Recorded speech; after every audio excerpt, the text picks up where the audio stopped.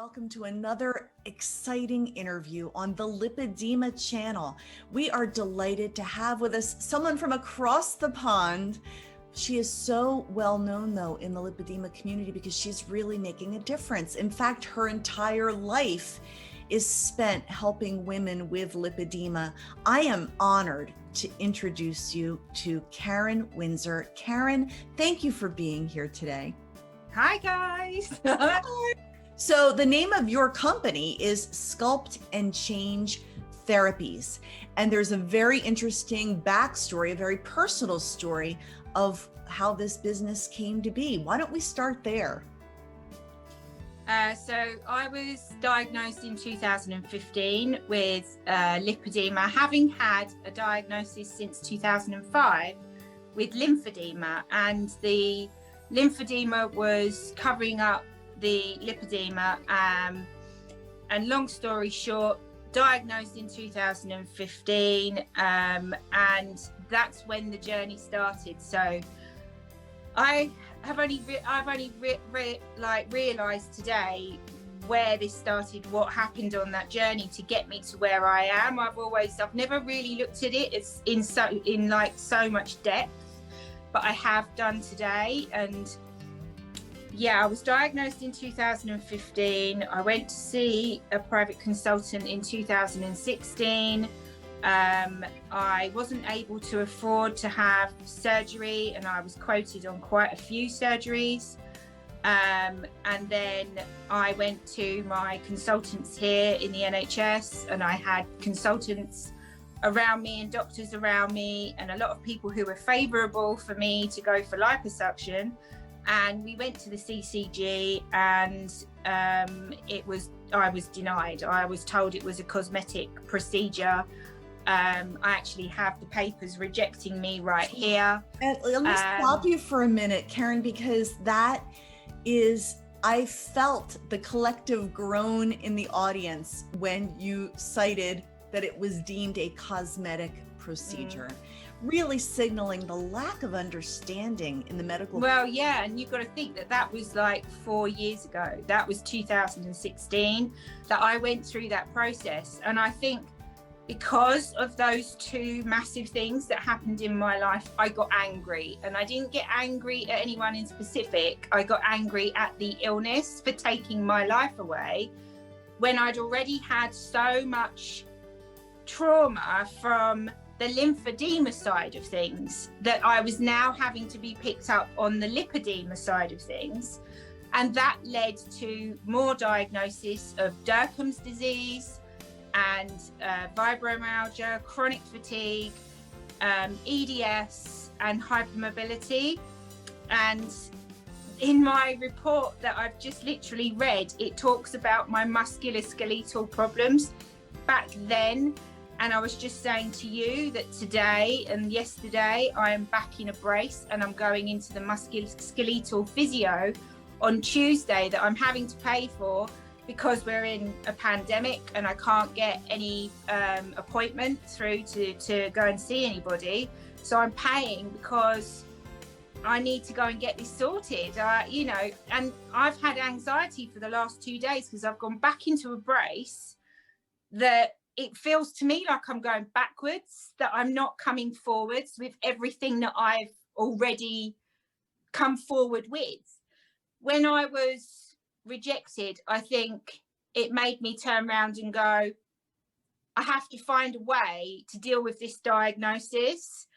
And so I literally turned over every book, every research I could possibly find. I was like a stalker to Karen Herbst. She's been like a hero to me, and she doesn't even know me, because everything that she said might work or can work, I made it work. I twisted it, I turned it, I turned the cogs. I looked at how that can work for me. And then slowly over a process of the years, I've put together certain aspects of treatment, and it's come together as a bit of a formula alongside becoming a reflexologist. Yeah. And a business has been born. So you just cited a bunch of different conditions: Derkums, lymphedema, lipedema, hypermobility, all of that. I gotta say though, to look at you I know. right now, you have amazing energy. And even though you might sometimes feel like you're going backwards, and I want to say this to anybody watching right now, you may feel like you're going backwards, but as long as you are continuing to manage your condition, and as long as you don't give up, you are not going to go backwards. No. So you took your diagnosis. Can I just say, like 4 years ago, I did not look like this. Like it just, Either did I. I've worked so hard. Like it's only in the last 2 years that I've done a lot of training and work with personal trainers to figure out what works for my body and can that work for lipedema. And so I've had personal trainers come to me and say to me, what worked for you potentially could work for my client. So in my head, I'm thinking maybe that's the next step. Yeah. Well, we want to talk about how you then took your diagnosis and the rejection and turned it into a business that is helping women. Well, I cried probably for a good month first. I got angry. I cried. I felt like it was the end of the world. I thought that I was a complete burden to my family. And then I kind of woke up one day, like people explain it like this, but you kind of get this awakening. And suddenly I thought, you know what, I have to try and put different parts together. And I just became obsessed with research, obsessed with learning about things. And then I had people in my court, I had things happen in my life with my family. And it made me want to do more and more and more. And I had people in the background who wanted to help me get to different parts. I had an extraordinary friend who believed in me so much that she wanted me to become a reflexologist. And through becoming a reflexologist, I found Sally Kay, and I immediately fell in love with her work and understanding of her lymphatic drainage, her reflexology lymphatic drainage. I taught myself. I remember going on her course and I ended up making her cry because I'd already started treating people using her DVD and putting it together with other sequences that I already had known from reflexology. And I remember going, and it was like meeting a hero. It was like meeting a hero, like somebody who had already changed my life, who had never met me before. Wow. And so that part of things came and that gelled together, and the reflexology part was born. And then my brother was going to get married in 2017. I think it was 2017 or 18.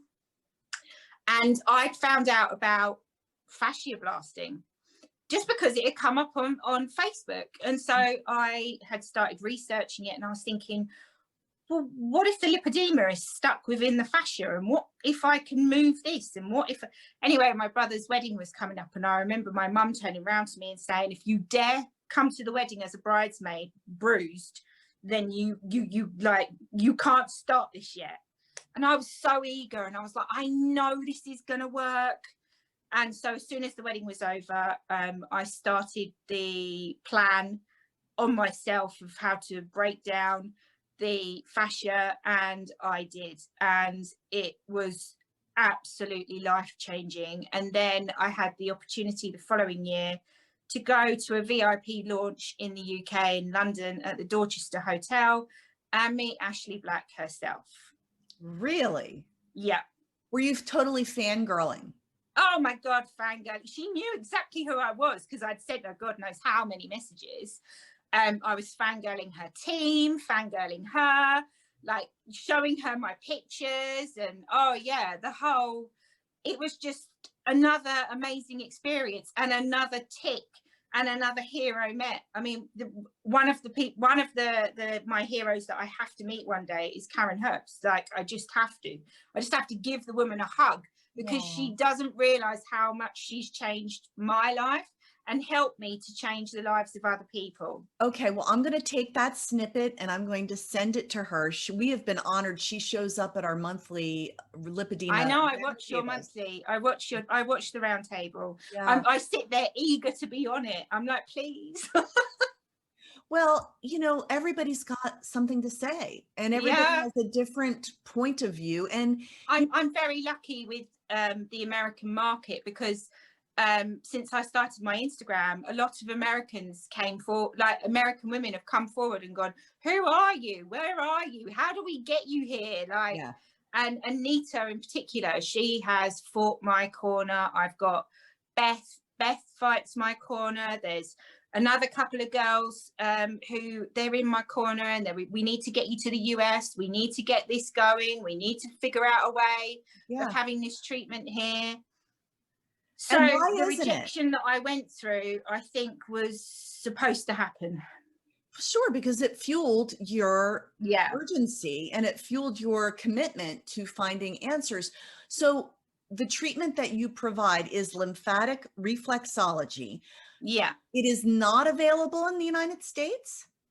You can, there are reflexologists in the United States that do reflexology lymph drainage, which is the drainage part of the treatment. So the treatment from Sally Kay, and you would just need to go in, see a reflexologist and ask them to add that part to the reflexology, and it's building up. It's building up throughout the community. But if you go to a reflexology lymph drainage practitioner, then you will get, it's a mimic. Reflexology lymph drainage is like, it mimics MLD, but without having to go through the body. And a lot of us reflexologists, we're energy practitioners as well. So that goes into our work. And I think with me, because of my passion towards the illness and treating it, I have a very special relationship with every single client that I come in contact with. Well, you mentioned that you're not feeling all that great yourself, and yet you have a full day tomorrow planned to do therapy with people. Couple things. First of all, how can people find you on Instagram so they can follow you? At Kaz Talks. Okay, and that is Kaz. Yeah. EALKS. Okay. So people want to find you there. Now you said you're not dealing with the whole body with the reflexology. So it's the bottom of the foot. And what is unique about what you do? You have the energy healing component, the reflexology. So I'm a Reiki master and a Reiki teacher, although I've not really done a lot with the teaching part because I became a master just as we went into lockdown. So it was almost like it was meant to happen. And then throughout lockdown, I was doing some virtual work online with clients. To my absolute surprise, things were working, and it was because I was transferring energy through Zoom, which I mean, if you'd said this to me a few years ago, I would have said, what are you talking about? Like, I wouldn't have even believed that anything was possible, but anything is possible when you put your mind to it and you research all these things. So I have carried through with the energy work. I love anything to do with energy, because I think it's healing me too, and like the revelation that I've come to today. But I don't know how that's happened, and I think that's why I'm slightly. I'm normally somebody who can just talk and talk and talk and talk and talk, but I'm in a little bit of shock myself because of what I've figured out today. And I think if you hadn't have asked me to do this, I wouldn't have got to my answer today. Isn't it so beautiful that there is a synchronicity of people coming into our lives? I met Nita Cluis. Nita introduced me to you, and here we are today. And our goal is to inspire and encourage other women out there who are struggling, who, so you got your lipedema diagnosis and you got rejected for surgery. You came up with a treatment plan on your own. You also manage your condition with Yeah. dry brushing, don't you? Yeah. So there's so many people out there that do different routines for dry brushing, but I have I mean, you can go online and you can see so many different routines for dry brushing, and I don't think one is right and the other's wrong. But the way that I've done it, and I teach my clients to do it, it works alongside the treatment. It works in lockdown. I was making everybody, this is the brush that I recommend. So you've got the lymph nodules on the brush. And I recommend doing it in the morning before you have a shower. And I know a couple of girls who don't come into the clinic, but who were, Karen, can you just help me? I'm really stuck. So I told them to get the brush, dry brush. I went on Zoom and I was doing it with them and showing them, and they were getting results. And you said that nothing energizes you more than seeing women helped. Yeah.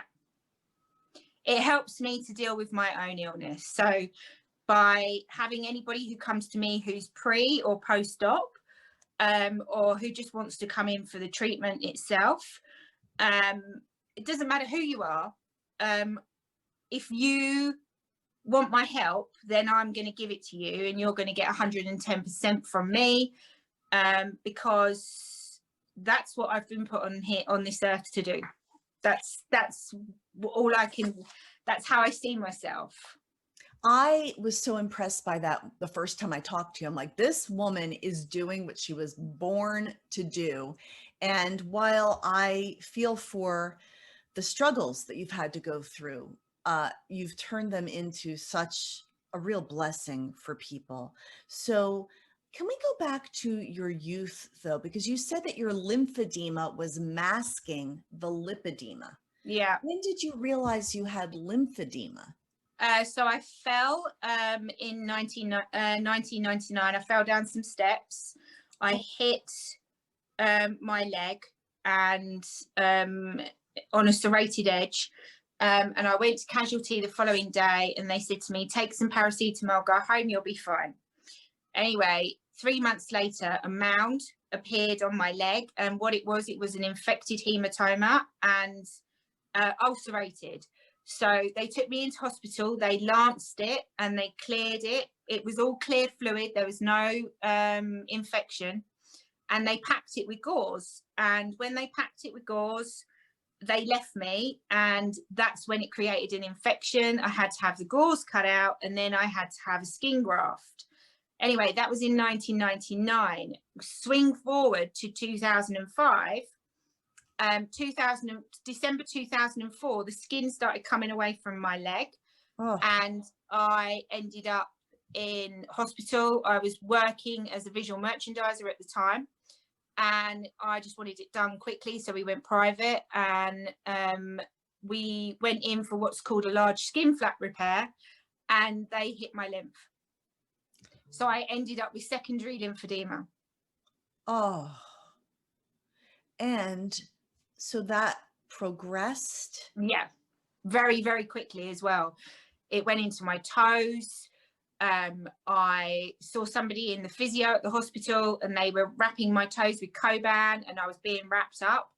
And then I was sent to a hospice near me, which we had a lymphedema clinic, and they were wrapping me up. And then they said to me, we're going to refer you to St. George's. And that's when I was referred to St. George's. And I have been under them ever since. And to be fair, I can't really fault, like reading some of this today, like I can't fault where they looked after me. Yeah. And they still do. Every 6 months I have my compression check. They look after the musculoskeletal side of things. I know different people have different hospices or lymphedema specialists that they go to. But yeah, I mean, I'm lucky when I was diagnosed, when it was back then, that I had such an opportunity to go to St. George's and be looked after. The lymphedema, I was I was having my legs wrapped 3 times a week. I think at one stage I was going in and both legs were being wrapped. My uncle lived round the corner from the hospital, and I was there, and I was going in 3 times a week to have it done. And then once I'd learned how to 8-layer wrap, I was doing it at home, and I was doing that for about 2 years. That's a lot. Managing these conditions can almost feel Yeah. like a part-time job itself. Yeah, I've got crutches in the cupboard, braces. My brace is sitting on the table. So I'm in the brace at the moment, but when I was in bandaging, I was on crutches. It was almost like you were mummified from like your hip down. Yeah. So a few follow-up questions. Lymphedema is often unilateral, affecting one limb. Lipedema is often both. Exactly. And that's why I was like, how are both my limbs? So it was a question in 2010, because I'd seen something and I asked the question and they said no. And then 2015, I was diagnosed because the lymphedema was under control. And now the lymphedema is in my left leg from the knee down to the ankle, but it's under control. My feet feature on Leslie's book. Say that again? My feet, the front cover of Leslie's book, that's my feet. Really? Yeah. Well, I'm going to have to take a look at that.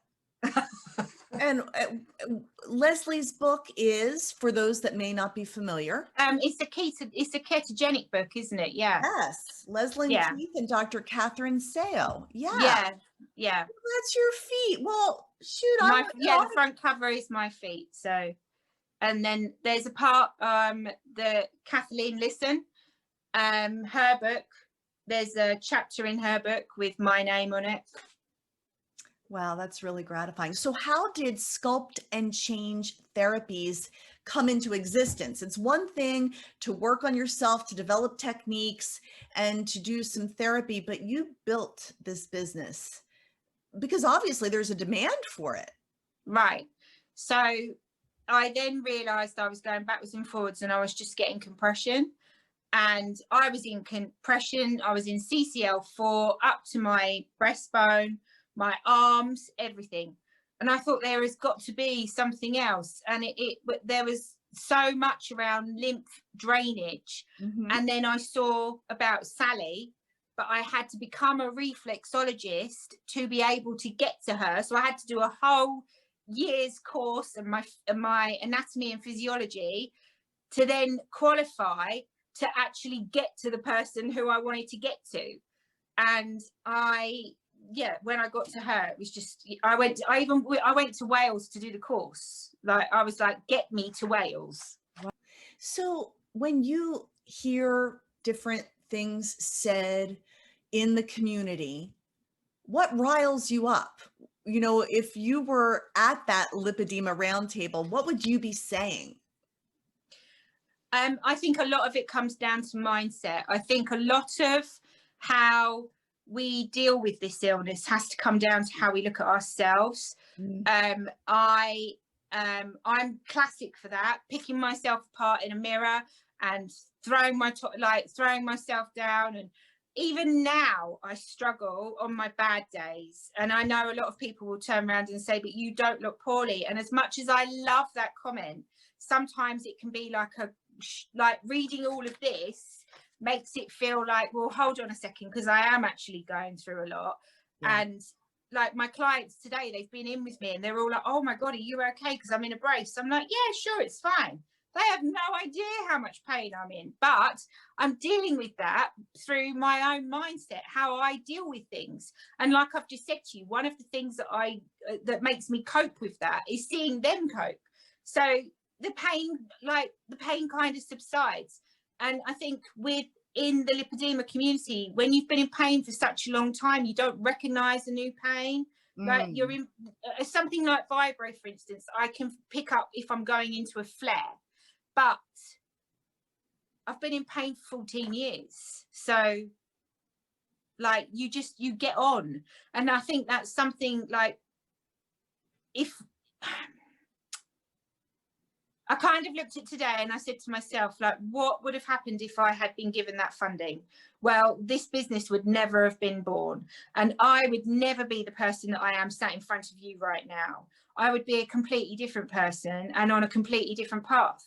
So I have to look at it in that way. I have to, at the time, go through that trauma, go through that stress and hurt and pain and thinking that I've been rejected, but actually I wasn't rejected, was I? Because I was on a different path.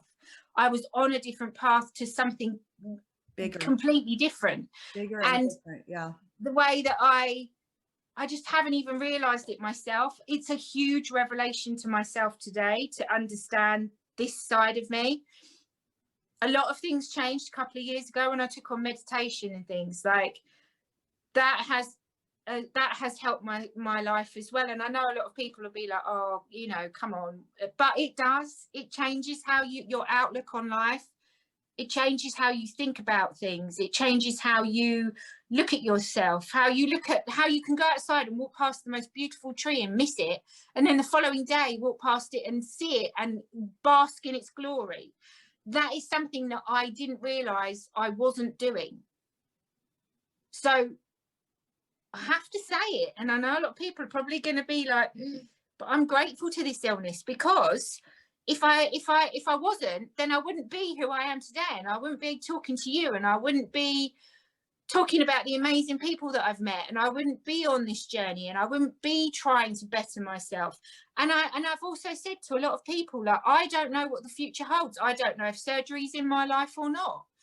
I am doing everything in my power to prevent perimenopause and menopause at the moment. That is where my focus is for myself. I see it in my clients. I see me prevent it in them, and I'm thinking, if I can do it in them, then I can do it in myself. Like there's so much that's come out this week about, you know, lipedema is in the news. People are beginning to wake up and understand it. Like I don't know what the future holds, but the future looks a hell of a lot brighter now. I think you said that so perfectly. It really does. It seems like I felt like I was babbling. no, and you know, your point about rejection, and I will say this to our audience. There are a few things as painful as rejection. I don't think there's a person who's walked the face of the earth that hasn't felt the pain of rejection. And for me, and you said it better, but my aha moment about rejection was when I sensed, Brenda, you were not rejected, you were redirected. And so knowing that you were redirected and making such a positive difference in people's lives as a result. Look, your therapy is effective and authentic because you walk the walk. You're not just sitting in an ivory tower saying, you know, you should do this for your lipedema. No. You got it. So that's really powerful. I don't have much more time, but I do want to give you the platform to just look at the audience and tell them the message that's in your heart for them today. Just don't give up on yourself. Don't give up. It is painful. Everybody's on a different journey. Everybody is going through something different, and we're not all the same, and our genetics are not all the same. But don't give up, because there is something better out there. And whether that's surgery for you, whether it's not surgery for you, whether it's an awakening, whether it's changing how you look at yourself, or waking up in the morning and telling yourself in that mirror that you love yourself, because those are things that do work. And I just wish I could sit in a room and talk to everybody.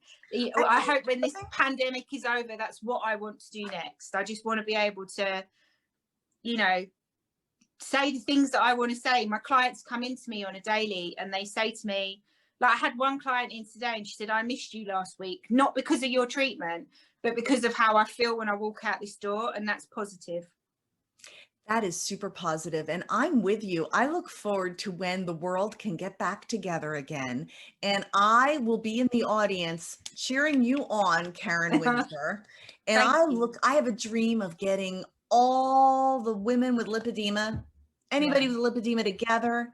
And really, you know, of course, there are wonderful conferences like FDRS, and there's a keto conference coming up, and so many different things. But I long to connect in person with people like you, because I've found you all to be some of the most inspiring and warm and down to earth people that I've ever met. And it's a privilege. Karen Windsor, thank you for being here today. Thank you for letting me be here. Like, it's Oh, an utter privilege to be able to speak my truth and talk to an audience. For me, this is life changing. It's another tick. It's another. I'm being recognised. Everything around me is being recognised. It's not even about Karen. It's about everything that is to do with that. yes, I'm just yes. like, I'm the vessel that's carrying it. It's like the energy thing. Your energy's here, you're a vessel, and you direct it. Goosebumps. Goosebumps. You can follow Karen Windsor at Kaz Talks on Yeah. Instagram, and her business, Sculpt and Change Therapies. Thank you for the work you're doing. And thank you for tuning in to this interview on the Lipedema channel. If you know someone who has a lipedema story that should be told, like Karen's, send me an email. I would love to interview them. Until then, be well, love yourself, take every rejection as a redirection, and have a great day, everybody. Bye. See you, Karen. Bye. Bye.